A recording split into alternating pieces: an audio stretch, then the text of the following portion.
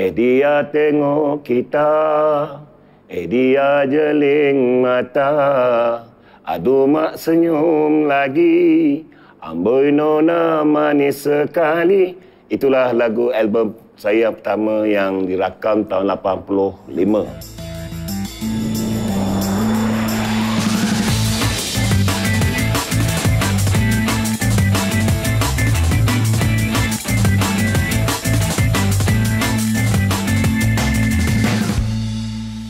Saya Saleh Yaakob, lahir tahun 61.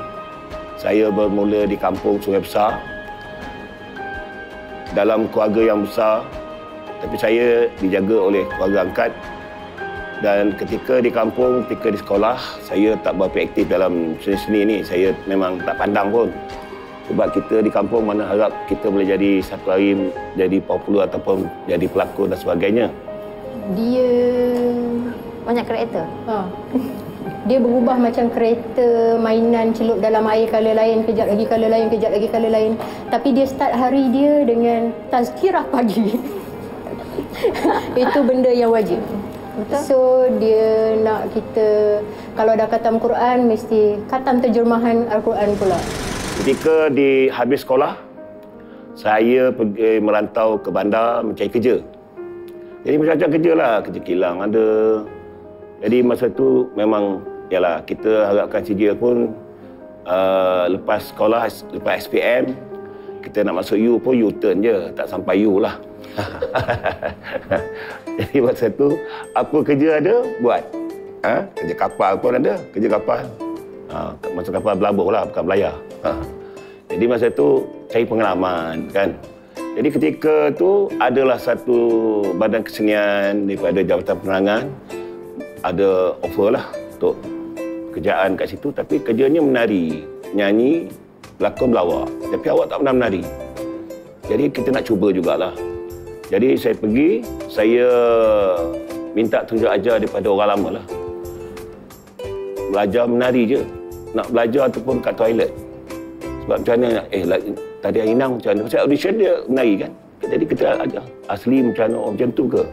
Jadi kita tak, alhamdulillah dengan tunjuk ajar dia tu berjaya diterima lah. Dia baru masuk dalam Badan Kesenian Tentera Darat ni.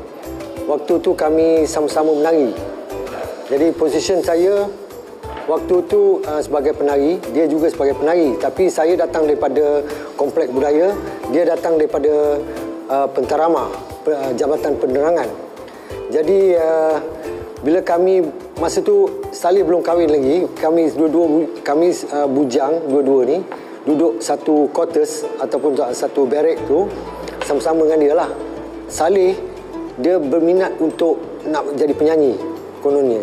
Jadi dia interview, masa jadi penyanyi tu dia cuba masuk bidang penyanyi, dia dapat jadi sebagai penyanyi.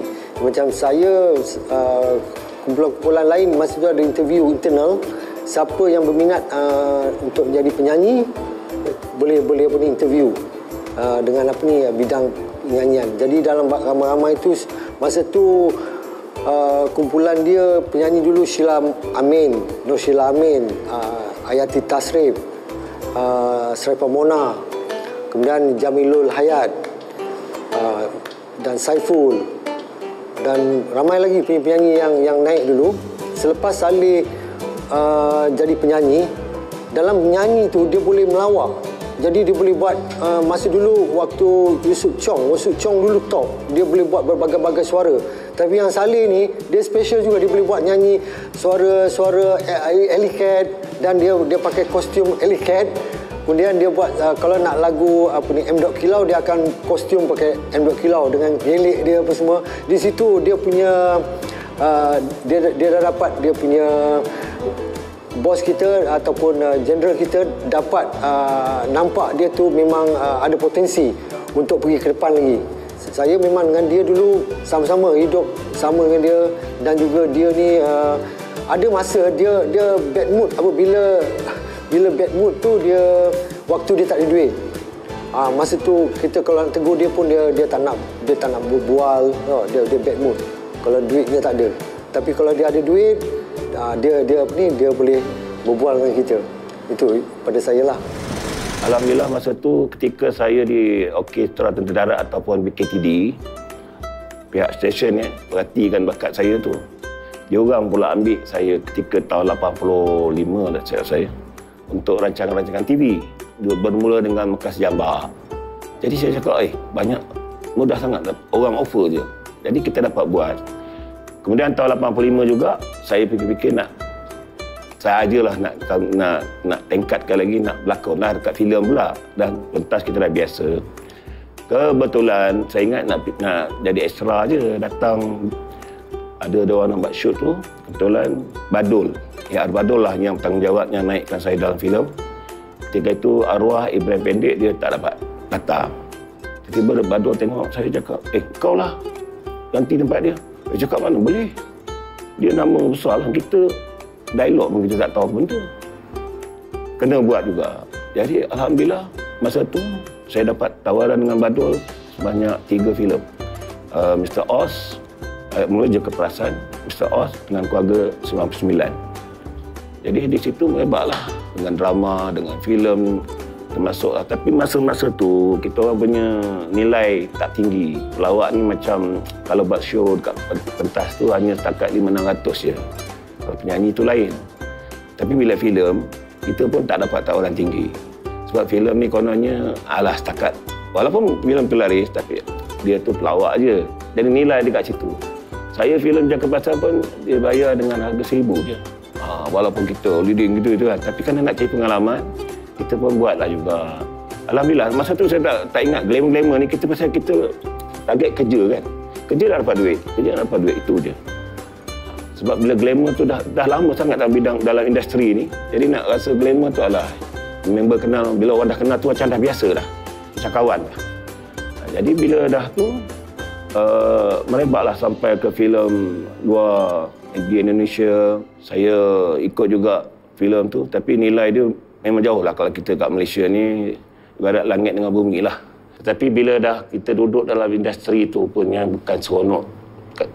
Dia tak selamanya seronok. Rupanya ada cabang-cabang lagi yang kita akan tempuh. Cabang kena tipu, buat show tak bayar, orang lari. Sampailah saya satu ketika yang paling terdesak sangatlah.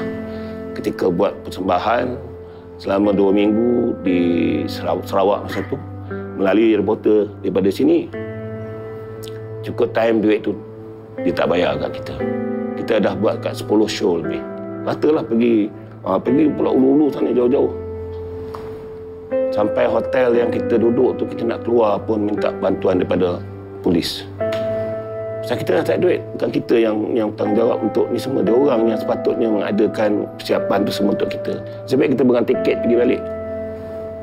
Bila balik kat rumah kat sini, minta duit teksi lagi dekat rumah. Minta tolong bayarkan.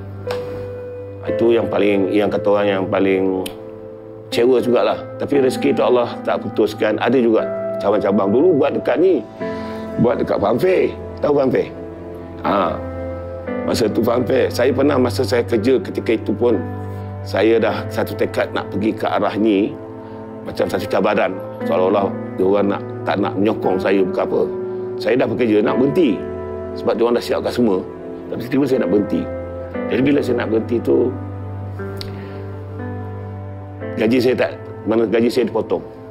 Jadi apa yang saya nak bawa balik tu lah, tak cukup lah untuk kita nak belanja keluarga semua. Itulah masa mula-mulanya saya dah kira tawakal dengan Allah lah. Saya kata, ini rezeki tak apalah, Allah bagi.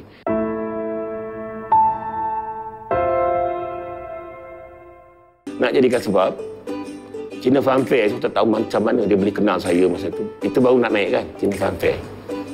Masa tu saya ingat lagi kat Temeloh. Dia telefon saya. Saya tu kita tak ada handphone. Kita pakai telefon rumah dengan pager. Dia, sahabat, salih aku. Ini ada free tak? Ini minggu ada free tak? Apa Ustaz? Ada Fanfare ni, 700. 700 masa tu nyanyi Fanfare. Yang tempat budak-budak main tu. Okey. Itulah bermulanya saya menyambung hidup balik dalam industri. Ketika kita dah macam satu cabaran dah, malah lah. Dah adam lah. Jadi ketika itu, Alhamdulillah, bersambung sampailah saya dapat tawaran album pula. Itu lagu pertama album yang Puteri Remaja tu tahun 85.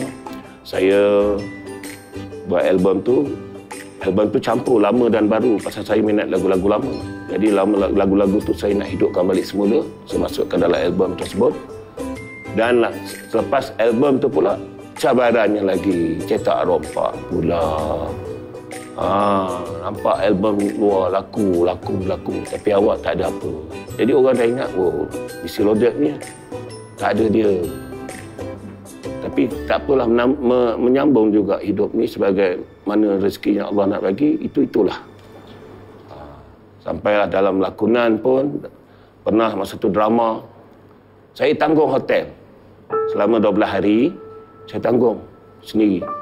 Sebab producer cabut. Nak buat, konon nak, ya, kita dah duduk kat situ, tempat tu dah siap, ada semua. Kita harapkan makan yang diorang, itu pun tak dibayar. Tapi kita tak mampulah nak kata apa, pasal hotel kita dah tanggung. Sampai level itu, dia punya cabaran dia. Itu level tentang kehidupan nak dapat income. Belum lagi level yang kita seolah-olah nak padam. Saya jatuh sakit tahun 2000. Masa dia sakit tu saya tak ada. Saya masih lagi di OTD, di Orkestra Tentera Darat, tapi dia dah berhenti dah. Dia dah berhenti, dia dah involve dekat dengan apa ni, RTM, dengan TV3, whatever show-show yang luar ni, dia dah berhenti. Jadi masa tu saya tak tahu. Selepas tu baru dia datang saya jumpa dia cerita dia baru pulih daripada sakit. Jadi saya tengok, saya memang tak dapat nak tolong dia lah, pasal kita tak tahu kan. Dia tak suka cerita dengan sesiapa pun. Kalau dia sakit ke dia ada masalah, dia tak suka cerita. Ketika itu hilang segala apa yang saya bawa tu, suara saya sampai hari ini, benda ni ada lagi. Saya tak nak buat, saya tak nak ubat. Biarkanlah. Sebab Allah dah bagi rezeki saya pada bidang penyampaian radio pula. Tahun 2000. Ketika itu saya tumbang 6 bulan, tak ada siapa tahu. Saya pun tak harapkan orang tahu pun. Kerana orang dah tengok kita elok-elok, tiba-tiba kita down macam ni kan. Rasa macam tak syok lah. Biar diam-diam punya. Sampaikan reporter sendiri tak tahu. Bila setahun selepas itu, diorang dengar cerita saya kena sakit misteri, baru keluar paper. Bayangkan, saya elok tegak berdiri, masa tu ada buat show di Penang. Polis yang jaga airport tu boleh tanya saya, ni suara apa keluar? Awak kena sakit misteri. Elok lagi. Saya cakap itu tahun lepas. Inilah cerita yang sekarang ni. Orang tak tahu apa, tapi dulu mana ada macam, kan, boleh WhatsApp. Setahun baru tahu cerita tu. Agaknya kalau kita mati masa tu, setahun baru tahu. Dia dah meninggal, baru lagi. Ya, tahun lepas. Setahun dah. Jadi sampai satu peringkat orang nak bantu saya masa sakit tu pun, pasal saya dah tak keluar TV dah. Dah tak boleh buat show-show lagi, dah tak boleh. Mana zero masa tu. Saya zero paling hina dalam dunia. Saya dah tak ada apa. Tak boleh, orang kata saya dah gila. Sebab tak ada faedah. Saya dah sekeping. Masa tu tak ada tu lah. Tak ada gambar kat tidak. Memang keluar lah. Macam terkorak orang kata. Dah kata orang bawa mayat dah. Saya kata apalah. Kalau aku mati tanam je lah.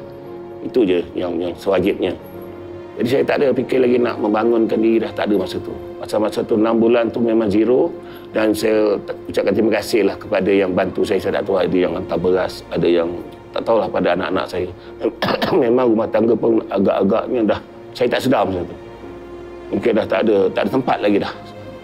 Sampai yang paling sedih yang saya rasa, anak-anak saya masa tu umur 3-4 tahun. Ada yang yalah kecil lagi. Saya dengar lagi lagu-lagu tu dia nyanyikan, apa nyanyi dia. Tolong kami, bantu kami, anak-anak Saleh Yaakob. Saya rasa, ya Allah, ya Tuhanku, ini aku, ya Allah. Saya tak boleh. Masa tu saya rasa saya zero.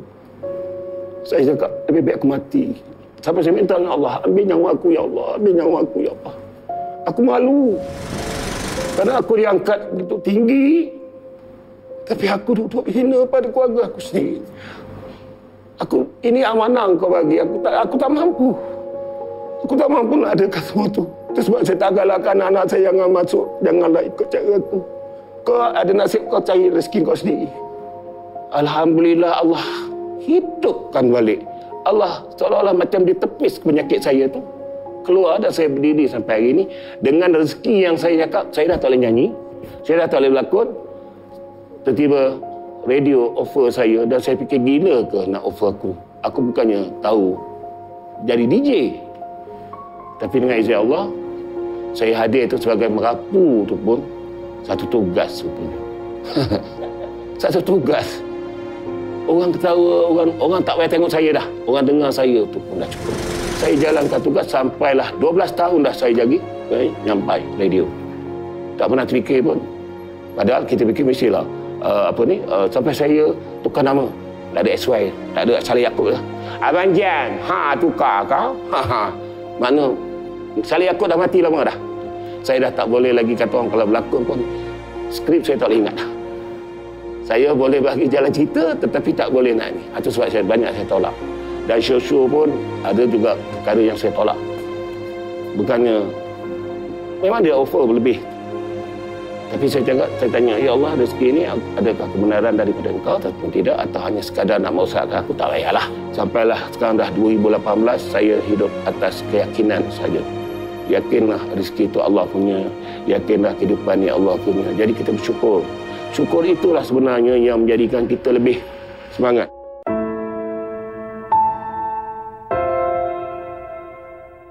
Saya memang rasa tak puaslah dengan lakonan sebab saya tak dapat lagi filem ataupun cerita yang macam mana menyaingi P. Ramlee punya jalan cerita dia. Lakonan itu susahlah kita ikut. Jalan cerita yang ada mesej. Sampai hari ini pun kita boleh ingat dialog dia. Cakap balik, kena balik zaman ni. Itu yang kita nak cari. Benda tu berpanjangan. Ini habis filem, habis CD, buang, tak ada dialog lah. Tetap cerita dia juga. Jadi yang saya nak ikut dalam bidang ni kerana P. Ramlee tu dia punya bukan pengaruh, dia punya angkatan. Zaman dia membuat tu, dia membawa satu matlamat nak memberikan kebahagiaan pada orang lain. Tapi saya tak mampu lah itu. Jadi saya bawa dalam bidang, contoh dalam bidang seni suara, saya terpaksa menggunakan lagu-lagu orang untuk kita nak numpang kat situ. Sebab lagu-lagu saya pun tak ada komposer yang buat pun. Yang saya tak dapat satu-satu lagu. Saya cuma hanya nak hadir dalam industri itu sekejap cukup. Jadi bila Allah dah ambil, memang selama 15 tahun saya all out dalam persembahan di pentas, tapi banyakkan dinner show, korporat, one man show. Saya nyanyi lagu macam-macam lagu sambil tu buat lawak. Itulah cara kita create kehidupan ni.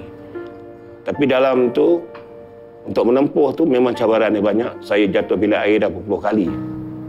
Jatuh bilik air. Pernah saya satu ketika nak pergi show. Itu cabaran-cabaran yang misteri. Mungkin orang lain, bagi saya, itu saya pernah lalui. Tengah ambil sembahyang subuh. Hari ini nak pergi Sarawak. Subuh, ketika itu satu benda yang datang. Terus gelap.